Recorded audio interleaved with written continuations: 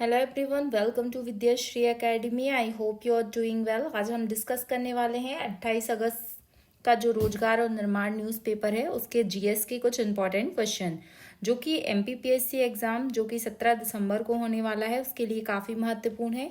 इसके अलावा जो भी एमपी के एग्जाम है उन सब के लिए क्वेश्चंस काफ़ी इंपॉर्टेंट हैं।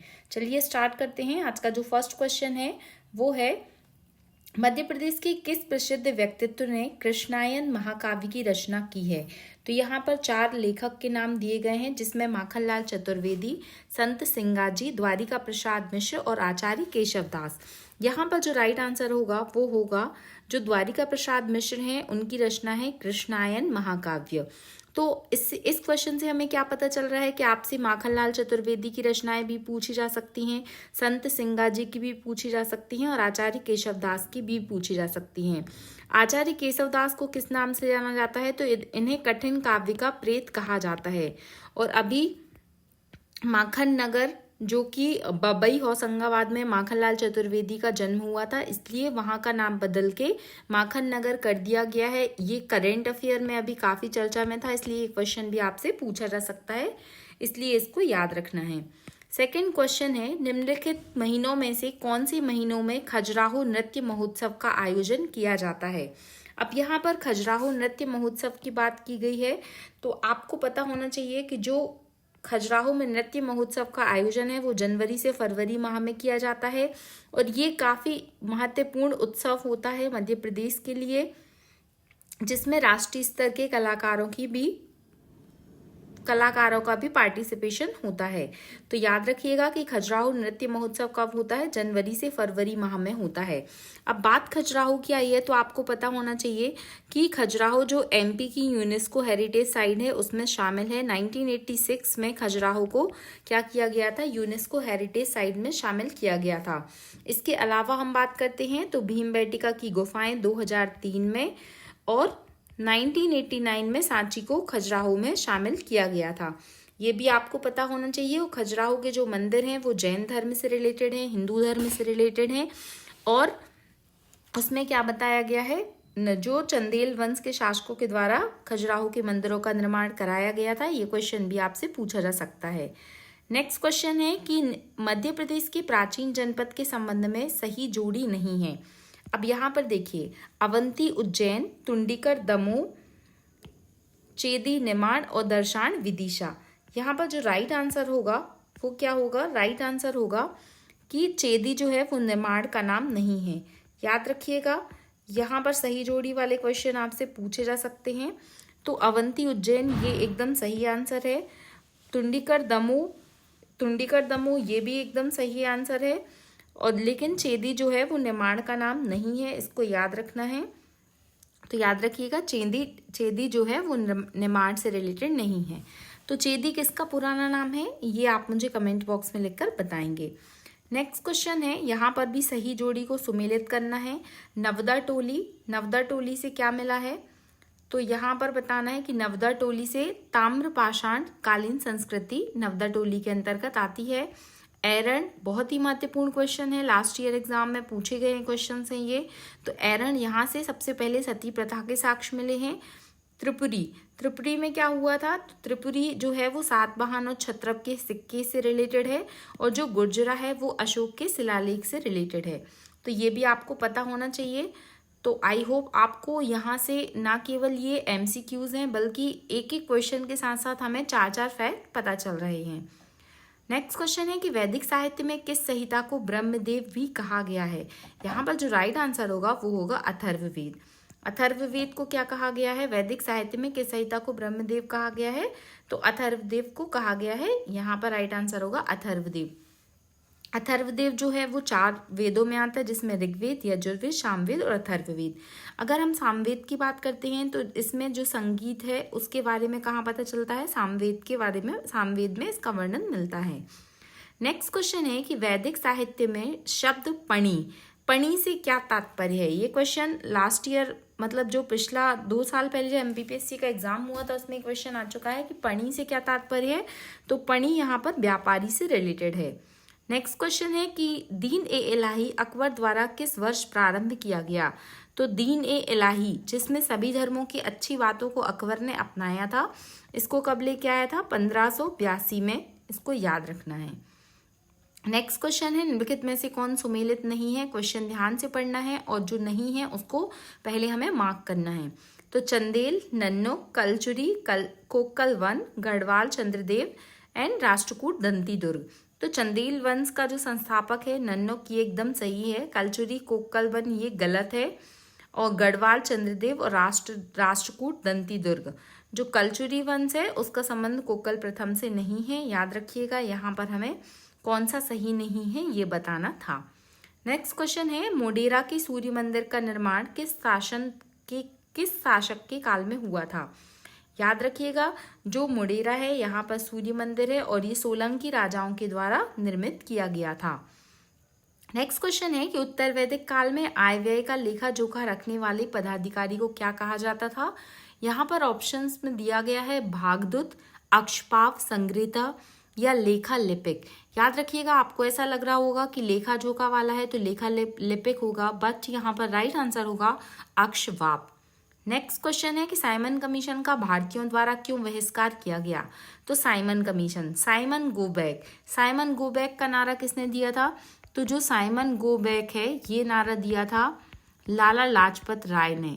लाला लाजपत राय जी के द्वारा साइमन गो बैक का नारा दिया गया था और फिर उनकी हत्या लाठीचार्ज के दौरान हो चुकी थी। और याद रखिएगा कि यहाँ पर साइमन कमीशन का बहिष्कार भारतीयों द्वारा इसलिए किया गया था क्योंकि यह पूरी तरीके से श्वेत कमीशन था। अब ये पूरी तरीके से श्वेत कमीशन का मतलब है कि इसमें जितने भी सदस्य थे, जो भी मेंबर्स थे, वो क्या थे? वो अंग्रेज थे। इसमें भारतीयों को शामिल नहीं किया गया था, इसीलिए साइमन कमीशन का बहिष्कार भारतीयों के द्वारा किया गया था। अब निम्नलिखित घटनाओं को सही कालक्रम के अनुसार जमाना है।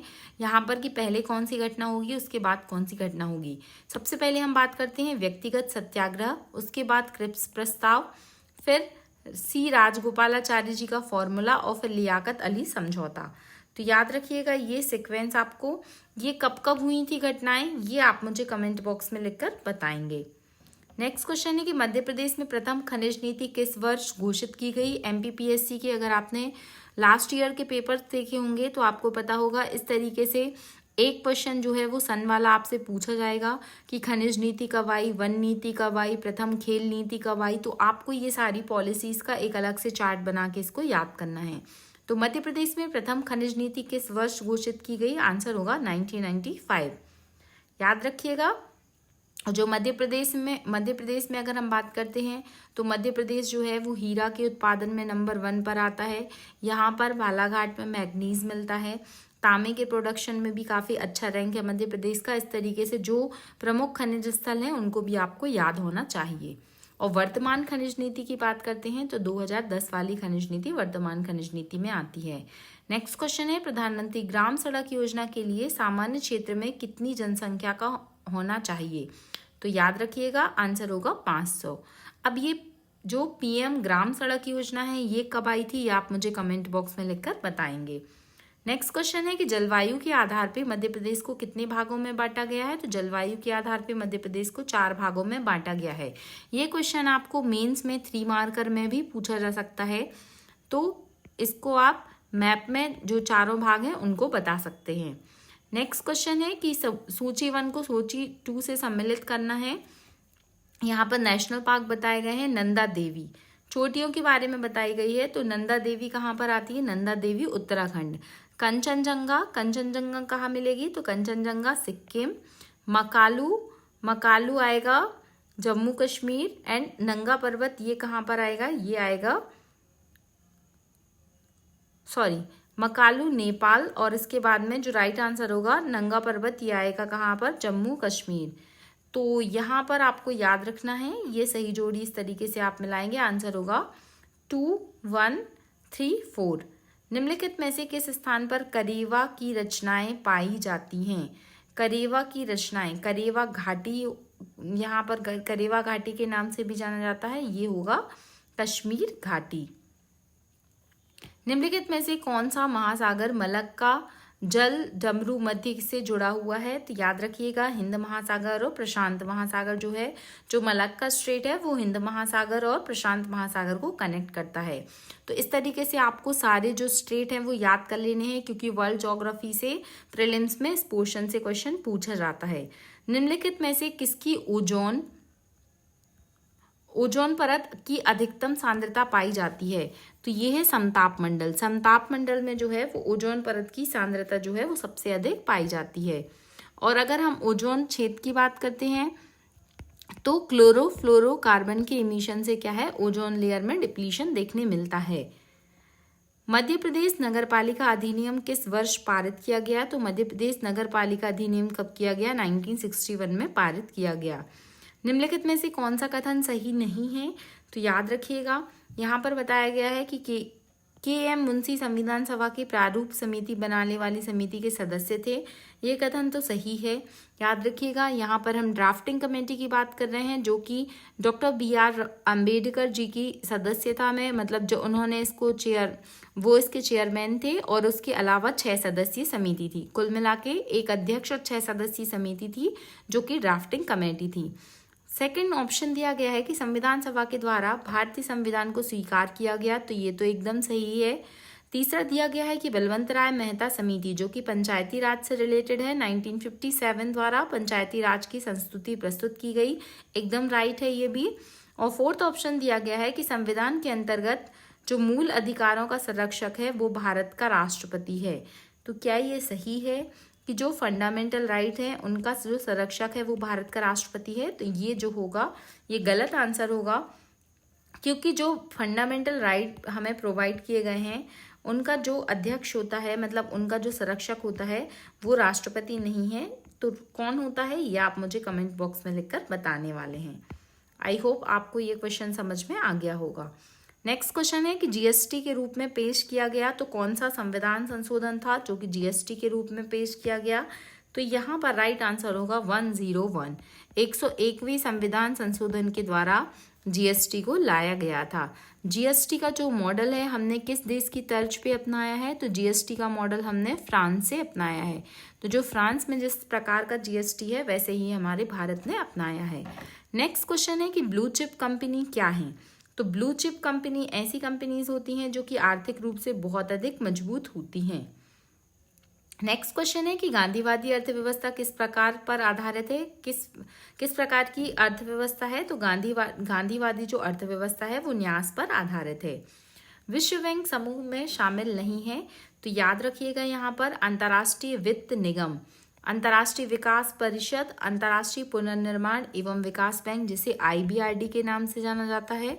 अगर हम बात करते हैं अंतर्राष्ट्रीय इंटरनेशनल फाइनेंस कॉरपोरेशन, ये भी विश्व बैंक का पार्ट है। इंटरनेशनल डेवलपमेंट काउंसिल, ये भी वर्ल्ड बैंक का पार्ट है। बट जो IMF है, IMF वर्ल्ड बैंक का पार्ट नहीं है। नेक्स्ट क्वेश्चन है कि संविधान का कौन सा अनुच्छेद उच्चतम न्यायालय को उसके द्वारा दिए गए निर्णय के आदेश पर पुनरावलोकन हेतु स्वीकृत करता है? बहुत ही इंपॉर्टेंट क्वेश्चन है, क्योंकि ये अभी करंट अफेयर में भी चर्चा में रहा था। आर्टिकल नंबर 137 बोलता है कि अगर सुप्रीम कोर्ट के द्वारा कोई डिसीजन दिया जाता है तो उस डिसीजन को फिर से पुनर्वलोकन, मतलब फिर से अवलोकन किया जा सकता है, उसको फिर से उसमें डिस्कशन किया जा सकता है। तो ये किस आर्टिकल में मेंशन किया गया है? ये आर्टिकल 137 में मेंशन किया गया है। नेक्स्ट क्वेश्चन है निम्नलिखित में से कौन सा भारत के संविधान का अभिरक्षक है? याद रखिएगा यहाँ पर 4 ऑप्शन दिए गए हैं आपको। भारत का राष्ट्रपति, भारत का प्रधानमंत्री, लोक सेवा सचिवालय, या जो चौथा ऑप्शन दिया गया है वो है सुप्रीम कोर्ट। तो सुप्रीम कोर्ट जो है उसे क्या कहा जा सकता है? संविधान का संरक्षक कहा जाता है। नेक्स्ट क्वेश्चन की बात करते हैं कि एक्वारेजिया क्या होता है? सॉरी